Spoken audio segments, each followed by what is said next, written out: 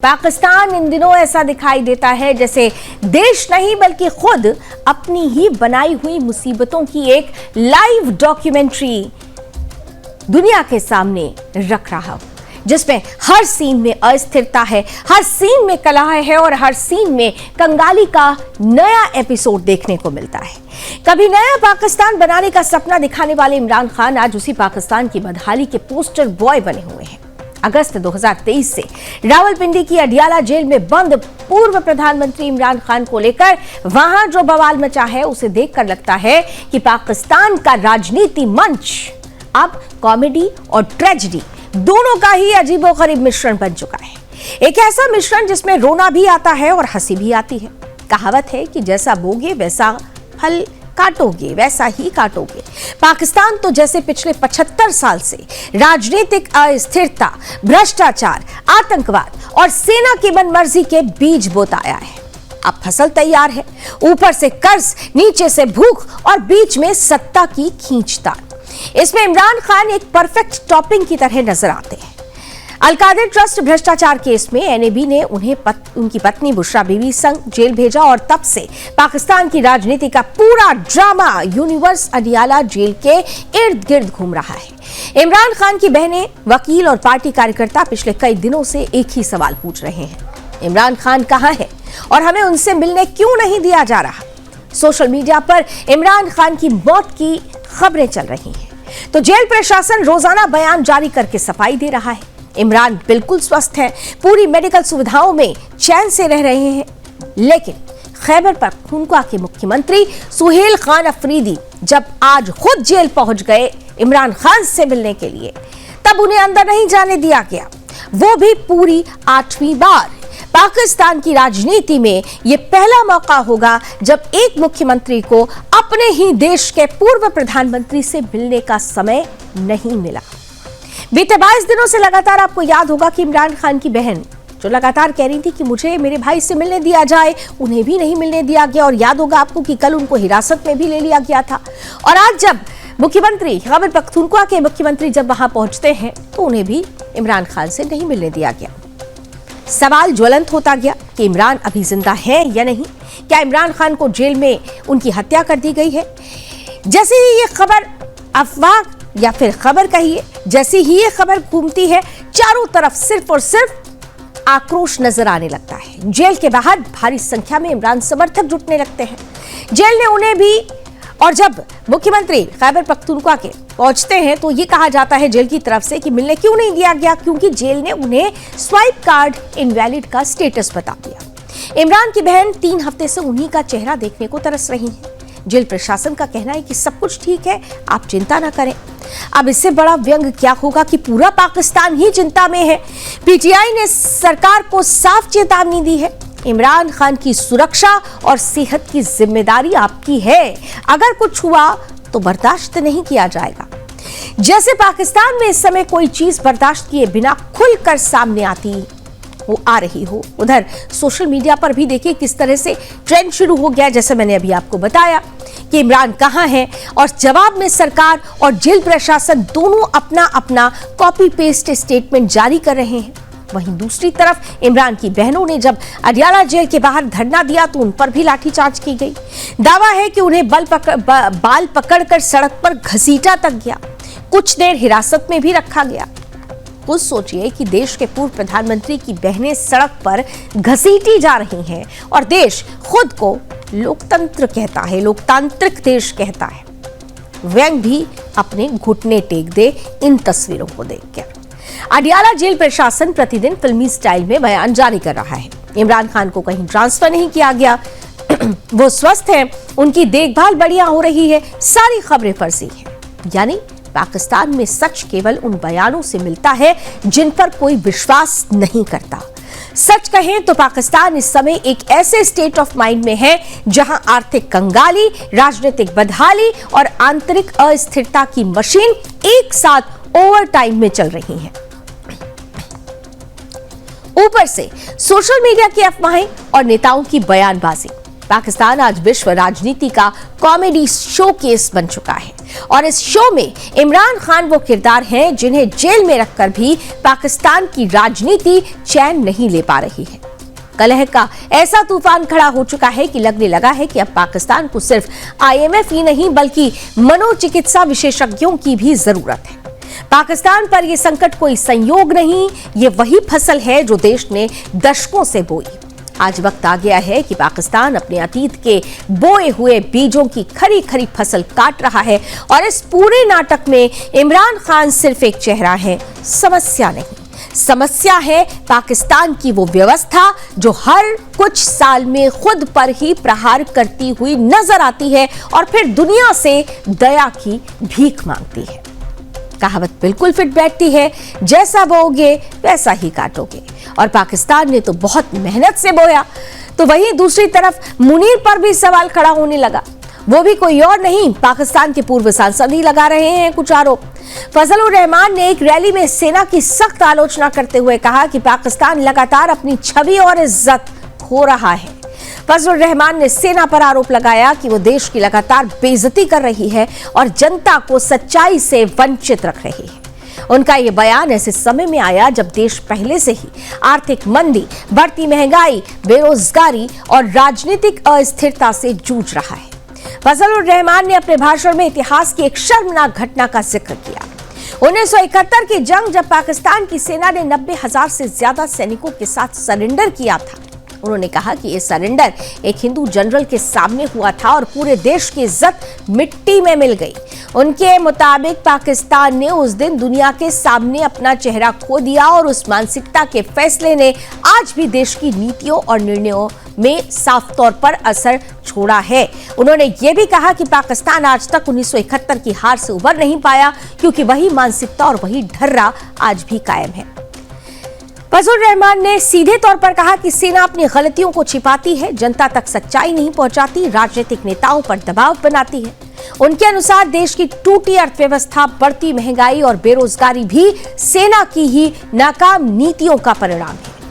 यह सवाल उठाया गया कि जो लोग देश को वर्तमान स्थिति तक ले आए हैं वो खुद को हीरो बताने की कोशिश कर रहे हैं, लेकिन जनता बेवकूफ नहीं है और सब कुछ जान चुकी है। यानी एक के बाद एक पाकिस्तान की सेना को हाशिए पर खुद उसकी आवाम, खुद उसके नेता ही रखते हुए नजर आते हैं।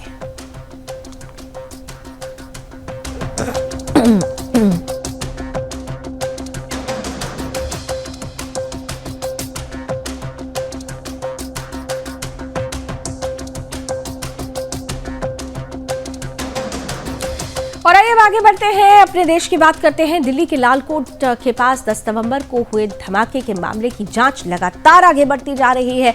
जांच को साफ तौर पर आगे बढ़ाते हुए अब इस दिल्ली ब्लास्ट के तार महाराष्ट्र से भी जुड़ चुके हैं। दरअसल संभाजी नगर में रहने वाली एक महिला की दिल्ली के लालकोट के पास हाल ही में हुए ब्लास्ट से संभावित लिंक की जांच की जा रही है।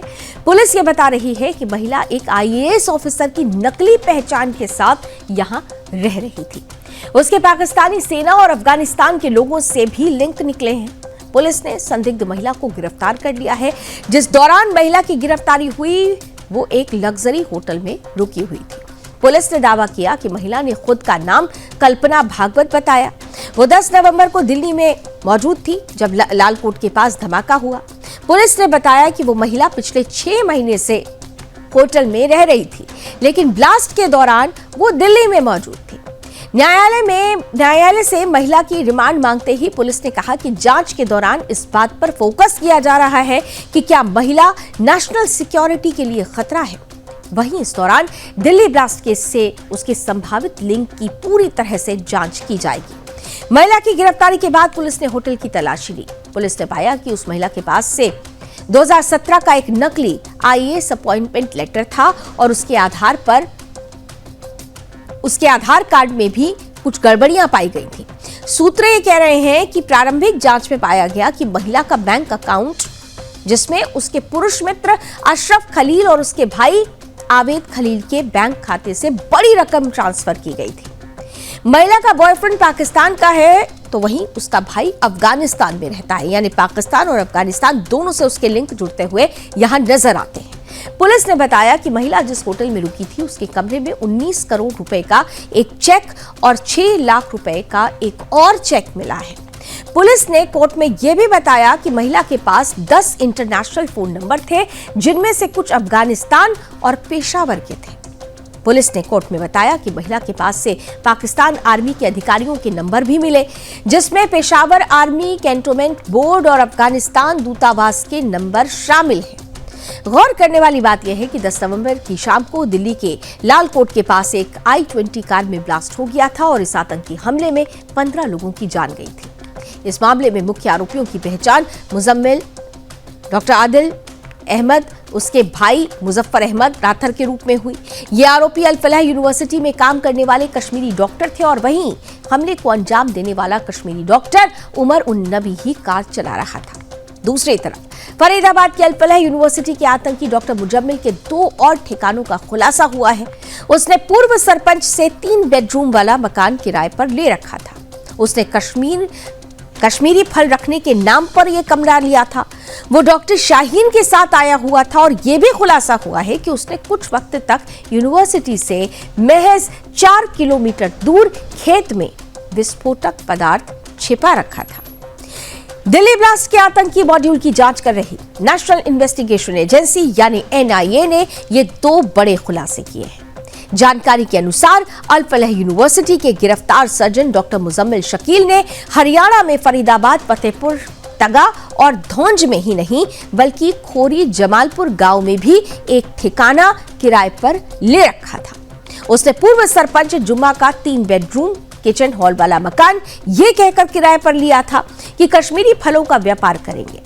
इस मकान में मुजम्मिल कई बार डॉक्टर शाहीन सईद के साथ आया। दूसरा खुलासा यह हुआ है कि अमोनियम नाइट्रेट को लेकर, यह दूसरा खुलासा है जो अब हम आपके सामने रखने वाले हैं। जांच में यह पता चला है कि आतंकी मॉड्यूल ने फतेहपुर तगा और धौंज में विस्फोटक बनाने का सामान छिपाने से पहले इसे यूनिवर्सिटी के पास ही स्टोर करके रखा था। करीब 2540 किलो विस्फोटक अल फलाह यूनिवर्सिटी से सटे खेतों में बने कमरे में करीब 12 दिन तक रखा रहा था और इसके बाद चोरी होने या किसी को पता चलने के डर से गांव फतेहपुर तगा में इमाम इश्तियाक के पुराने घर में से शिफ्ट कर दिया गया और यही तैयार विस्फोटक दिल्ली ब्लास्ट में इस्तेमाल किया गया।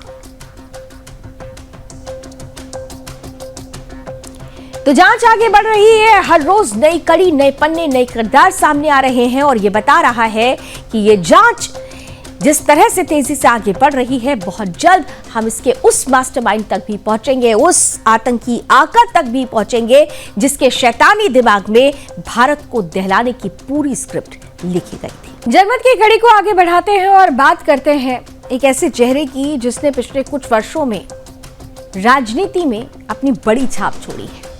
बाबा बागेश्वर धाम की बात हम कर रहे हैं। पिछले कुछ वर्षों में बागेश्वर धाम के पीठाधीश्वर पंडित धीरेन्द्र कृष्ण शास्त्री यानी बाबा बागेश्वर ने एक नए मुकाम पर राजनीति को पहुंचाया। भक्तों को जोड़ने की उनकी क्षमता और हिंदू एकता का आवाहन भाजपा के लिए वोट बैंक की ऐसी खदान साबित हुआ जिसने बिहार में 2025 विधानसभा चुनाव में एनडीए की ऐतिहासिक जीत की जमीन तैयार की। और अब वही बाबा बागेश्वर 7 दिसंबर से पश्चिम बंगाल की ओर रुख कर रहे हैं। सवाल ये नहीं है कि वो जा रहे हैं, सवाल ये है कि क्या ममता दीदी के रहते वो जा पाएंगे, और अगर गए तो बंगाल की राजनीति में भूचाल कितना बड़ा आएगा। पश्चिम बंगाल की राजनीति का एक तथ्य स्थायी है। ममता बनर्जी को ना हिंदुत्व पसंद है, ना हिंदू नेताओं की लोकप्रियता और ना ही हिंदू संत। 2021 में जब बंगाल में चुनाव हुआ था तब भी भाजपा ने हिंदू वोटों को एकजुट करने की कोशिश की थी, लेकिन टीएमसी का मुस्लिम वोट बैंक और दीदी की सामाजिक इंजीनियरिंग भारी पड़ गई। लेकिन आज बंगाल का माहौल 2021 जैसा नहीं है। टीएमसी पर हिंदू विरोधी होने की जो उसकी छवि है वो गहराती जा रही है। ईसीआई से लेकर ईडी तक के विवादों में ममता बनर्जी रक्षात्मक मुद्रा में नजर आई और इस मुद्रा को ही सवालों के घेरे में खड़ा किया गया। वहीं भाजपा बंगाल में अगला बड़ा दांव खेलने की तैयारी में है। बिहार मॉडल और इस मॉडल का केंद्र बिंदु है बाबा बागेश्वर। बिहार मॉडल क्या है तो आप समझिए। बिहार में 2025 चुनावों से ठीक पहले बाबा बागेश्वर ने राज्य के दौरे शुरू किए। पटना, भागलपुर, मुजफ्फरपुर हजारों की भीड़ जुटी। कथाओं में कन्वर्जन विरोध और हिंदू राष्ट्र की बातें उठी और भाजपा के स्थानीय नेता मंचों पर एक साथ दिखाई दिए। परिणाम क्या हुआ? परिणाम यह रहा कि एनडीए ने 243 में से 202 सीटों पर जीत दर्ज की। महागठबंधन 35 के नीचे ही सिमट गया, यानी 60% हिंदू वोट एनडीए के खाते में गए। ईबीसी ओबीसी वोट ध्रुवीकृत हुए। विपक्ष के अनुसार यह ध्रुवीकरण धार्मिक भावनाओं के सहारे हुआ, यह विपक्ष कहता है। समर्थकों ने कहा कि यह हिंदू समाज की जागृति थी, लेकिन चुनाव आयोग के आंकड़े और जमीनी तथ्य बताते हैं कि उनकी कथाओं ने वाकई वातावरण बदल दिया और अब वही स्क्रिप्ट बंगाल के लिए तैयार है। बंगाल में बाबा का कार्यक्रम दीदी क्यों डरी है, यह बड़ा सवाल है। दिसंबर 2025 में कोलकाता के ब्रिगेड ग्राउंड पर एक बड़ा आयोजन प्लान किया गया है। इसमें खास तौर से कौन कौन से चेहरे नजर आएंगे तो बाबा रामदेव की उपस्थिति होगी, पंडित धीरेन्द्र शास्त्री यानी बाबा बागेश्वर की उपस्थिति होगी और हजारों संत समाज से जुड़े हुए हजारों संतों की यहां पर मौजूदगी होगी। 5 लाख भक्तों की भीड़ होगी और ये वही ब्रिगेड ग्राउंड है जहां राजनीतिक इतिहास हमेशा बनता है, जहां भीड़ का आकार ही भविष्य की दिशा तय कर देता है। लेकिन यदि बाबा ने यहां कथा कर दी और लाखों की भीड़ उमड़ पड़ी तो ममता सरकार के लिए यह राजनीतिक आत्मघाती स्थिति होगी। ममता बनर्जी इसे भली भांति जानती हैं और इसलिए अक्टूबर 2025 में इन्होंने धीरेन्द्र शास्त्री का कार्यक्रम आखिरी मिनट में कैंसिल कर दिया था। कारण दिया बारिश और जल भराव का खतरा। लेकिन जनता जानती है कि यह मौसम की चिंता नहीं थी, बल्कि ममता की सीटों की चिंता थी। इशारा किशोर था और जब बंगाल सरकार ने कार्यक्रम रद्द किया तो बाबा बागेश्वर ने खुलकर कहा कि जब तक दीदी है बंगाल नहीं जाऊंगा, जब दादा आएंगे तब जाऊंगा। ये दादा कोई और नहीं बल्कि भाजपा के शीर्ष नेतृत्व खासकर अमित शाह की ओर संकेत माना गया। अर्थ स्पष्ट है कि दीदी गई तो ही बंगाल में हिंदू एकता का बड़ा आंदोलन खड़ा होगा। यह बयान टीएमसी के लिए सीधा राजनीतिक संदेश था जिसने बंगाल के वोटरों की भावनाओं को झकझोर दिया। दीदी के राज में हिंदू प्रतिबंध, मुस्लिम आयोजनों को खुली छूट, टीएमसी सरकार पर आरोप कोई नया नहीं, लेकिन इस बार सोशल मीडिया पर 2 तस्वीरें आमने सामने रखी गई। एक तरफ धीरेन्द्र शास्त्री का कार्यक्रम रद्द तो दूसरी तरफ विश्व इज्तिमा 80 से 90 लाख की भीड़ को मंजूरी। एक यूजर ने पोस्ट किया कि क्या बंगाल अलग देश घोषित कर दिया गया है। यह पोस्ट वायरल हुआ और बंगाल में हिंदू मतदाताओं के मन में गुस्सा और पीड़ा दोनों जाग उठे। टीएमसी की छवि और कमजोर हुई। क्या बीजेपी बाबा बागेश्वर को बंगाल में आगे करेगी? उत्तर सीधा है हां, क्योंकि बंगाल में 70% हिंदू आबादी है। बीजेपी का लक्ष्य कम से कम 50 से 55% हिंदू वोटरों का ध्रुवीकरण करना है। 2026 के चुनाव में बीजेपी बंगाल को जीतने के लिए हिंदू एकता कार्ड ही खेलेगी। पंडित धीरेन्द्र शास्त्री जी की कथाएं, मंच और भीड़ भाजपा को वही आधार देती है जो बिहार में मिला। ये सिर्फ धार्मिक कार्यक्रम नहीं, ये एक विशाल पॉलिटिकल मेगा इवेंट भी होगा। ममता की सबसे बड़ी चिंता 2026 चुनाव। ममता जानती है कि 2026 के चुनाव में भाजपा सीधे हिंदू वोट बैंक पर हमला बोलने वाली है। उनकी मुस्लिम वोट बैंक पर पकड़ मजबूत है, लेकिन हिंदू असंतोष बढ़ रहा है। नवंबर 2025 की सर्वे रिपोर्ट में भी टीएमसी के हिंदू विरोधी रवैये को सबसे बड़ी कमजोरी बताया गया। अगर 5 लाख लोगों का ब्रिगेड ग्राउंड इवेंट हुआ तो टीएमसी की नींव हिल जाएगी। 7 दिसंबर 2025 बंगाल का पॉलिटिकल सुपर डे। ये तारीख सिर्फ बाबा की कथा की नहीं बल्कि बंगाल की राजनीतिक दिशा तय करने वाली होगी। अब सवाल खड़ा होता है कि क्या ममता अनुमति देंगी? क्या भाजपा दबाव बनाएगी? क्या अदालत हस्तक्षेप करेगी? क्या बाबा को फिर रोका जाएगा? अगर अनुमति मिली तो बंगाल में हिंदू राजनीति का विस्फोट तय है। अगर रोका गया तो टीएमसी पर हिंदू विरोधी का ठप्पा और गहरा होगा। दोनों ही स्थितियों में बाबा की जीत होगी और दीदी हारेंगी। बंगाल बदलने वाला है और दीदी इसे रोक नहीं सकेंगी। बाबा बागेश्वर की बंगाल एंट्री सिर्फ धार्मिक आयोजन नहीं, ये 2026 के चुनाव से पहले बीजेपी का मास्टर स्ट्रोक है। जिन्होंने बिहार में एनडीए को 202 सीट दिलाई, वो अब बंगाल में भाजपा के लिए नई कहानी लिखने को तैयार है। ममता दीदी चाहे जितनी रोक लगाए, पर बंगाल की हवा बदल रही है और 7 दिसंबर से यह हवा आंधी बन सकती है। बाबा बागेश्वर आ रहे हैं और बंगाल में राजनीतिक घमासान तय माना जा रहा है।